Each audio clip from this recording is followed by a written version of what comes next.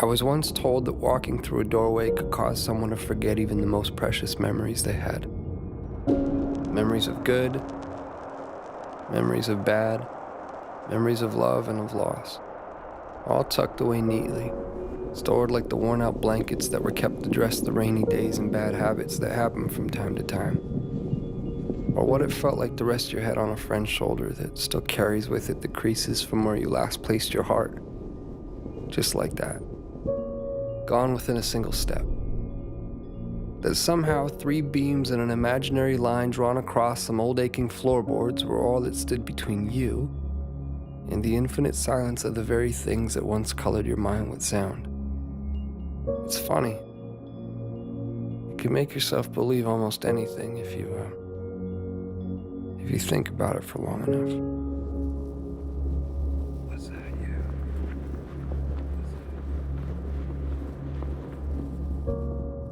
I was once told that the love I felt beating inside my chest was nothing more than my mind playing an unfair trick on my heart. And like a pair of dice dancing along the uneven pavement, their fate, much like yours or mine, had already been decided. That even the cracks that drew their faults between 2 opposing sides could not escape a fate that was always destined to be sealed. To think that someone could actually believe that the swelling tides of my heart were no more than an anxious highway of ins and outs anchoring my imagination to the castles I've been building in the sky. Well, maybe they are the crazy ones. Then again, I have been known to misplace my hope in the way things fall. And if I had to confess, there stands a greater chance that I've all but lost my mind in here. So I suppose it's better off this way. Because I've always believed that the odds of finding what you seek tend to favor those who are open to seeking them in the first place. And I, for one, have never quite understood how odds stand to get even without that frame in mind. To be clear, I've seen a million faces. I've seen a million different faces, each one mirroring that of your own. And still, none of them have felt like home to me. None of them have felt like you. So here we are. And I can vaguely and strangely trace your outline. I can remember what it felt like to hold you. I can remember what it was like to stare blindly into your eyes for what felt like an eternity. How could I forget that? I could never forget that. I could never forget you.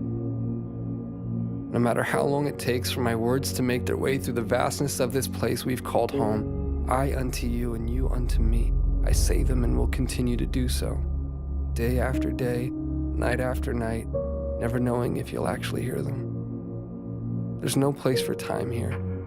Just overlapping moments where I thought I'd found you, where I thought I heard the sound of your breath, where I felt your heart as it waited patiently for mine, retracing the steps that we left in the life before last, before our eyes closed, before the great divide, before a doorway stood between you and me.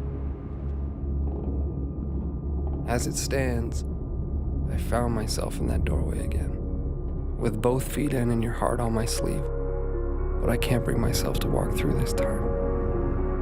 Not yet, at least. Not until I take one last look and see that it was you. That it was always you. Our hearts strewn across those old fragile floorboards. The silhouettes of each and every one of our memories playing out like a story that we both know we've seen before. I remember now. This was where I first found you. And beyond those closed doors, I will find you again. My love. I will find you again.